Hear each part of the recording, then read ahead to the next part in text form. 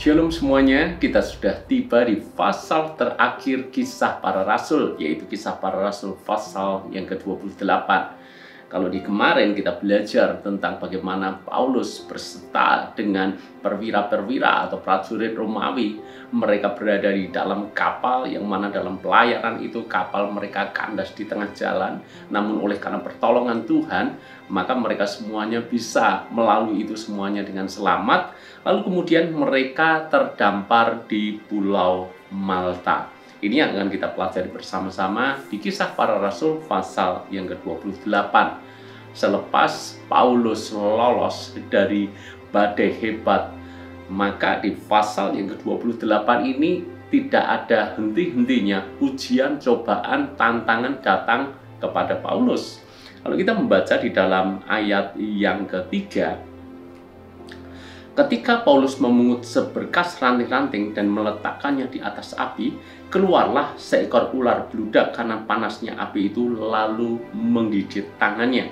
Ketika orang-orang itu melihat ular itu terpaut pada tangan Paulus, mereka berkata seorang kepada yang lain, "Orang ini sudah pasti seorang pembunuh, sebab meskipun ia telah luput dari laut, ia tidak dibiarkan hidup oleh Dewi Keadilan." Tetapi Paulus mengibaskan ular itu ke dalam api dan ia sama sekali tidak menderita sesuatu. Namun mereka menyangka bahwa ia akan bengkak atau akan mati rebah seketika itu juga.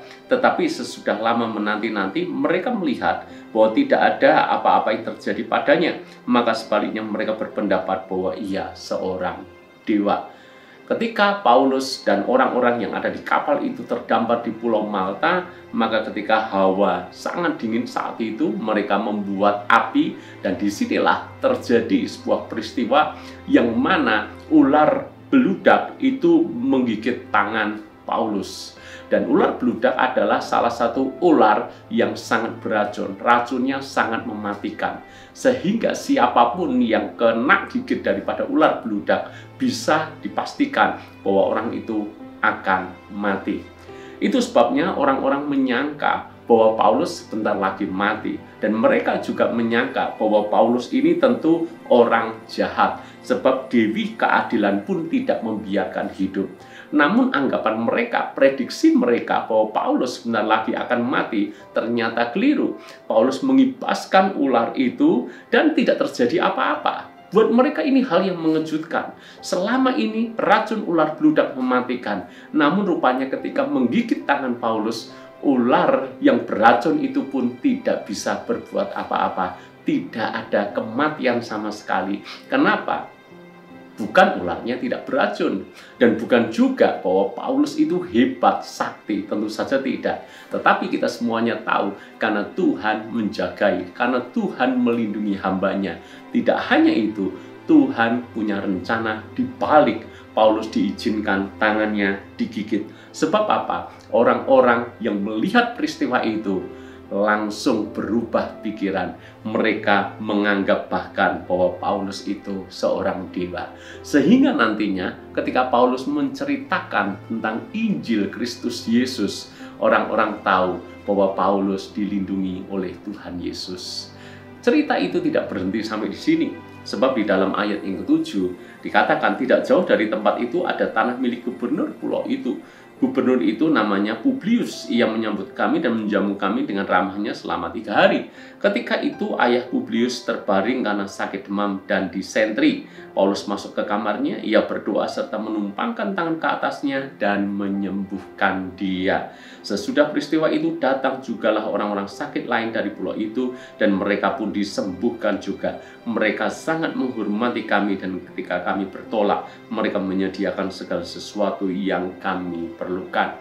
Gubernur pulau itu yang namanya Publius bisa membuka tangannya, membuka hatinya, membuka rumahnya untuk Paulus. Saya yakin kan sebelumnya mendengar peristiwa yang mana Paulus digigit oleh ular beludak namun tidak mati, namun tetap hidup. Maka Publius merasa sangat tertarik dengan sosok Paulus ini. Maka dia mengundang ke rumahnya, dan kebetulan di sana ayah Publius itu terbaring sakit karena demam dan disentri. Dan pada waktu Paulus menumpangkan tangannya berdoa supaya Tuhan menyatakan mujizat, maka terjadi kesembuhan.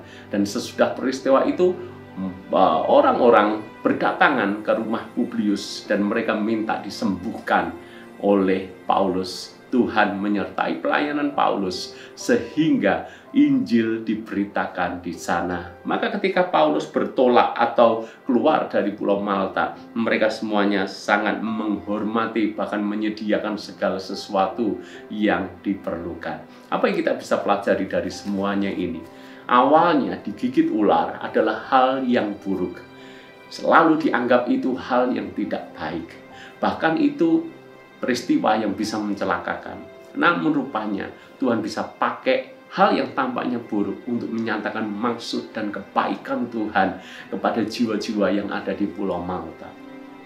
Kita bisa memetik pelajaran di sini. Kadang-kala hal yang buruk, mungkin itu buruk bagi pandangan kita, tapi belum tentu buruk di pemandangan Tuhan.